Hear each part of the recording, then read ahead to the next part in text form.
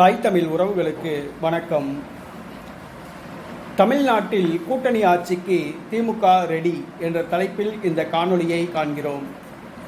தமிழ்நாட்டில் கூட்டணி ஆட்சிக்கு திமுக ரெடி என்ற தலைப்பில் இந்த காணொளியை நாம் காண்கின்றோம்.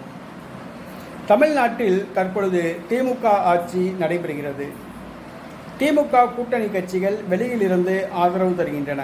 ஏனென்று சொன்னால் திமுகவுக்கு பெரும்பான்மை உள்ளது, ஆகையால் தனித்து ஆட்சி அமைத்துள்ளது.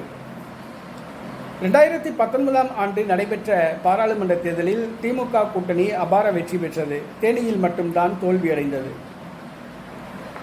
ஆனால் 2021ஆம் ஆண்டு நடைபெற்ற தமிழக சட்டப்பேரவை தேர்தலில் திமுக கூட்டணி நூலிலையில் தான் வெற்றி பெற்றது என்று சொல்லலாம். ஏனென்று சொன்னால் ஏறத்தாழ ஒரு 80 தொகுதிகளுக்கு மேல் அது மிகவும் குறைவான வாக்குகள் வித்தியாசத்தில் தான் வெற்றி பெற்றது. இது திமுகவுக்கு அதிர்ச்சி அளித்தது. இருந்தாலும் கூட திமுகவுக்கு பெரும்பான்மை கிடைத்த காரணத்தினால் திமுக தனித்து ஆட்சி அமைத்தது. ஆனால் வருகின்ற பாராளுமன்ற தேர்தலில் நடைபெற்று முடிந்த பாராளுமன்ற தேர்தலில் திமுக கூட்டணி கட்சிகள் திமுகவிடம் பல கோரிக்கைகளை வைத்து வலியுறுத்தின. ஆனால் திமுக ஏற்கனவே வழங்கப்பட்ட தொகுதிகளை குறைத்து வழங்க முடிவு செய்திருந்தது.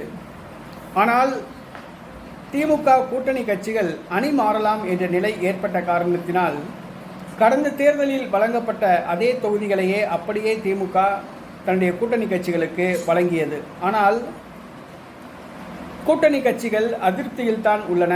கூட்டணி கட்சிகளுக்கு திருப்தி அளிக்கவில்லை. தொகுதி பங்கீடு திமுக கூட்டணி கட்சிகளுக்கு திருப்தி அளிக்கவில்லை. ஆகவே நடைபெற்று முடிந்த பாராளுமன்ற தேர்தலில் வாக்கு எண்ணிக்கை ஜூன் 4ஆம் தேதி நடைபெறும் பொழுது திமுக எத்தனை தொகுதிகளில் வெற்றி பெறும் என்பது தெரிய வரும். ஒருவேளை 30க்கும் மேற்பட்ட தொகுதிகளில் வெற்றி பெற்றால் அந்த கட்சிக்கு வெற்றிதான். ஆனால் 30க்கும் கீழ் வெற்றி பெற்றால் அந்த கட்சிக்கு இழப்பு. அதே நேரத்திலே வாக்கு சதவீதமும் குறைந்திருக்கிறதா என்று பார்க்க வேண்டும். இதே நிலை தொடர்ந்தால் திமுக அரசின் மீது அதிருப்தி உள்ள இந்த நிலை தொடர்ந்தால் வருகிற 2021ஆம் ஆண்டு நடைபெற உள்ள 2026ஆம் ஆண்டு நடைபெற உள்ள தமிழக சட்டப்பேரவை தேர்தலில் திமுக ஆட்சியை இழக்கும்.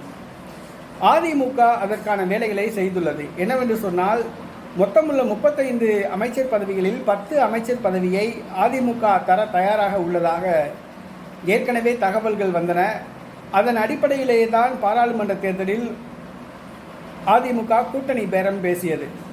பாட்டாளி மக்கள் கட்சிக்கு 5 அமைச்சர்கள், விசிகாவுக்கு 2 அமைச்சர்கள் என்று ஏற்கனவே அதிமுக பேரம் பேசியது. ஆனால் அதிமுக பணிந்த பேரத்தில் தேமுதிக மட்டும்தான் இணைந்துள்ளது. ஆகவே அதிமுக வருகிற பாராளுமன்ற தேர்தலில் கூட்டணி ஆட்சி என்ற கோரிக்கையை வைத்து திமுக கூட்டணி கட்சிகளை இழுப்பதற்கு வாய்ப்புள்ளது. அதே நேரத்திலே பாரதிய ஜனதா கட்சியும் கூட்டணி ஆட்சி என்ற கோரிக்கை வைத்தால் திமுக கூட்டணியில் உள்ள கட்சிகள் அங்கு செல்லுமா என்பது கேள்விக்குறிதான். ஆனால் அதிமுகவுடைய கோரிக்கையை ஏற்று அதிமுக அணிக்கு தாவ வாய்ப்புள்ளது. ஆகவே வருகிற சட்டசபை தேர்தலில் திமுக வெற்றி பெற வேண்டும் என்று சொன்னால் தற்போது உள்ள அதே கூட்டணியை தக்க வைத்துக் கொள்வதுதான் திமுகவுக்கு லாபம். ஆகவே அந்த முறையை பின்பற்ற திமுக அனைத்து திட்டங்களையும் தயார்படுத்தியுள்ளது. வாக்குப்பதிவுக்கு பின்பு, வாக்கு எண்ணிக்கைக்கு பின்பு திமுக கூட்டணியிலிருந்து ஒரு சில கட்சிகள் வெளியேறலாம் என்று எதிர்பார்க்கப்படுகிறது. அதாவது விடுதலை சிறுத்தைகள் கட்சி 2 தொகுதிகளிலும் தோல்வியடைந்தால் வெளியேறலாம். அதேபோன்று மார்க்சிஸ்ட் கம்யூனிஸ்ட் கட்சி, இந்திய கம்யூனிஸ்ட் கட்சி தோல்வியடைந்தால் வெளியேறலாம். காங்கிரஸ் கட்சிக்கு போட்டியிடுகிற 9 தொகுதிகளில் அதிகமான தொகுதிகளில் தோல்வியடைந்தால் காங்கிரஸ் கட்சியும் தன்னுடைய கூட்டணி பற்றி மறுபரிசீலனை செய்யும். ஆகவே வாக்கு எண்ணிக்கைக்கு பின்பு தமிழகத்தில் ஒரு சில மாற்றங்களை கொண்டு வர திமுக முடிவு செய்துள்ளது. அதாவது கூட்டணியில் மாற்றங்களை செய்ய முடிவு செய்துள்ளது. அதாவது தமிழகத்தில் கூட்டணி ஆட்சி என்ற ஒரு தந்திரத்தை வைத்து தன்னுடைய கூட்டணியை தக்க வைத்துக் கொள்ள முடிவு செய்துள்ளது. தற்பொழுதுள்ள 35 அமைச்சர்களில் 10 அமைச்சர் பதவியை திமுக தன்னுடைய தோழமைக்கு கொடுக்க முன்வந்துள்ளதாக கூறப்படுகிறது. காங்கிரஸ் கட்சிக்கு ஒரு 4 அமைச்சர் பதவிகள், விடுதலை சிறுத்தைகள் கட்சிக்கு 2 அமைச்சர் பதவிகள், மதிமுகவுக்கு 1, இந்திய கம்யூனிஸ்ட் கட்சிக்கு 1, மார்க்சிஸ்ட் கம்யூனிஸ்ட் கட்சிக்கு 1 என்று தலா இவ்வாறு எண்ணிக்கையில் முடிவு செய்யப்பட்டுள்ளதாக கூறப்படுகிறது. ஆகவே தமிழகத்தில் கூட்டணி ஆட்சி பற்றி திமுக ஆலோசிக்க முடிவு செய்துள்ளது. அது வாக்கு எண்ணிக்கைக்கு பின்பு இந்த கூட்டணி ஆட்சி தத்துவத்தை பயன்படுத்தி தன்னுடைய கூட்டணியை தக்க வைத்துக் கொள்ளலாம் என்று நினைக்கிறது.